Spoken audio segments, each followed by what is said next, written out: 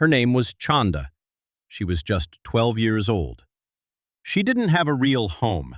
Her home was room number 3 at the small Puranpur railway station. Her father, Ramesh, was the station master. He worked 18-hour shifts and earned only 15,000 rupees a month. Chanda had lost her mother in a tragic train accident when she was just 4 years old. The railway platform became her playground. The station bench was her swing. The red and green signal flags were her toys. She learned numbers by reading train schedules and listening to station announcements. Soon, she knew every train number by heart. She often helped passengers carry their luggage. Some gave her a few coins, while others offered biscuits or food. She used every rupee to buy notebooks and pencils for school. People often mocked her.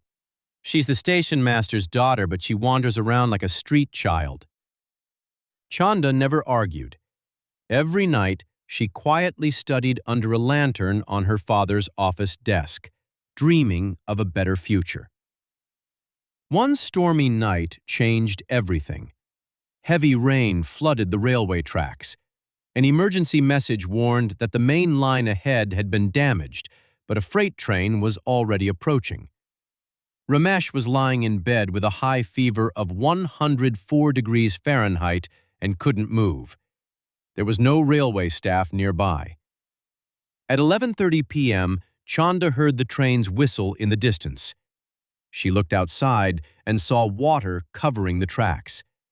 If the train didn't stop, hundreds of lives could be lost. Without hesitation, she grabbed her father's red signal flag and ran into the pouring rain. Standing on the track, she waved the flag with all her strength and screamed, "Stop! Stop!" The train driver spotted the little girl and immediately applied the emergency brakes. The train stopped barely 10 meters before the damaged track. The next morning, newspapers across the region carried one headline: 12-year-old girl saves 200 lives. Soon, the railway minister honored Chanda with a bravery medal and a reward of 500,000 rupees. Television channels interviewed her, and people praised her courage. But some neighbors still whispered cruel words. She grew up begging at the station. One evening, Chanda hugged her father and cried, "Papa, why do people say such things about me?" Ramesh smiled gently and replied, "My child, only a jeweler can recognize a diamond. People who deal in coal never can." With the reward money, he rented a small house. For the first time in her life, Chanda had her own bed, a bookshelf, and a room she could call home. 10 years later, Chanda returned to Puranpur as an IRS officer. Her first visit was to the same railway station where she had grown up. Room number 3 was locked. Her father had retired and moved back to the village. The old bench, the station clock, and the familiar announcements were still there. As she sat quietly, a little boy in torn clothes approached. "Didi, can you give me 2 rupees?" Chanda hugged him and asked, "What's your name?" "Raju."